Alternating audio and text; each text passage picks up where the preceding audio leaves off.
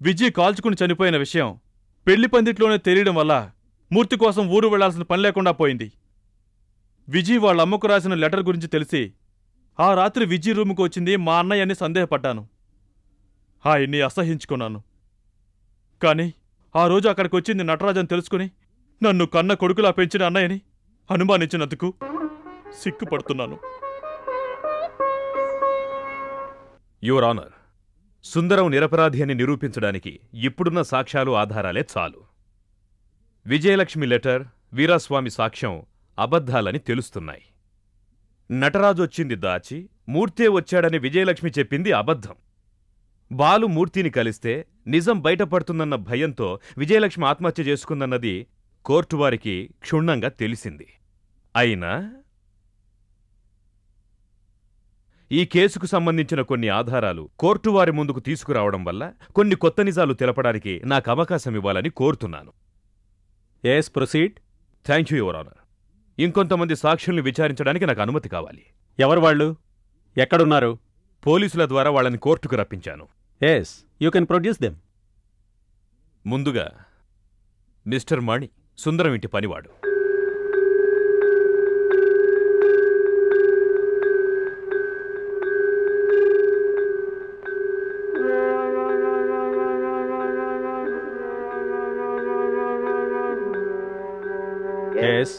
మణి, సంఘటన జరిగిన రాత్రి ఏం జరిగిందో వివరంగా చెప్పు.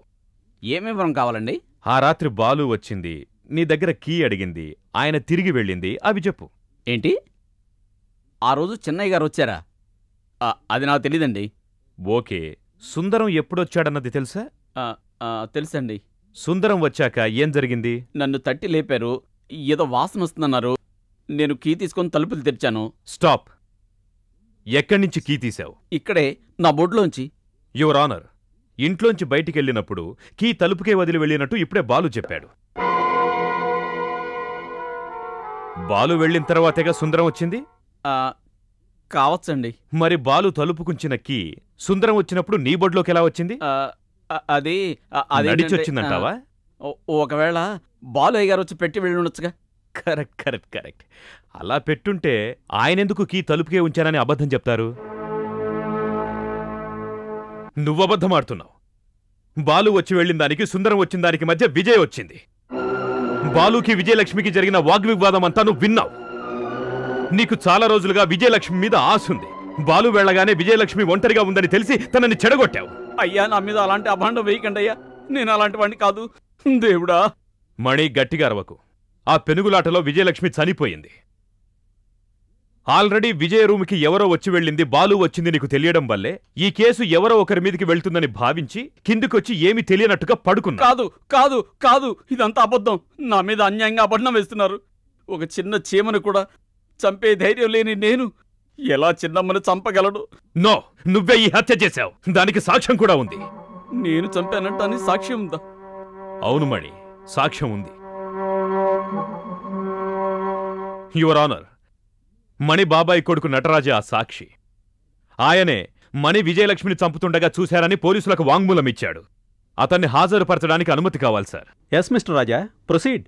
దొంగ విధవ నటరాజా ఆ మాట అన్నాడా? దేవుడా, ఆ రాస్కెలంతా అబద్ధం చెప్పాడే.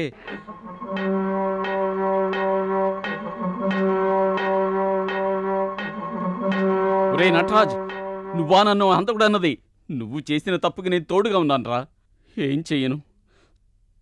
సొంత కొడుకులా చూసుకున్న అయ్యగారికి ద్రోహం చేశాను కదరా.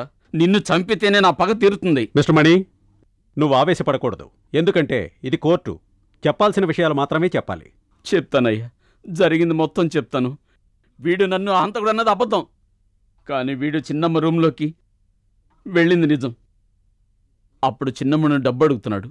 సడన్గా బాలు అయ్యగా వచ్చారు. నువ్వివన్నీ కళ్ళారా చూసావా? లేదయ్యా, ఇదంతా వీడే నాకు చెప్పాడు. ఆ తర్వాత ఏమైంది? బాలు అయ్య సడన్గా రావటం వల్ల వీడు ఇంట్లోనే ఎక్కడో దాక్కున్నాడు. ఆయన బయటికి వెళ్ళిపోగానే నటరాజు చిన్నమ్మ ఇంట్లోకి వెళ్ళాడు. Please subscribe for more videos.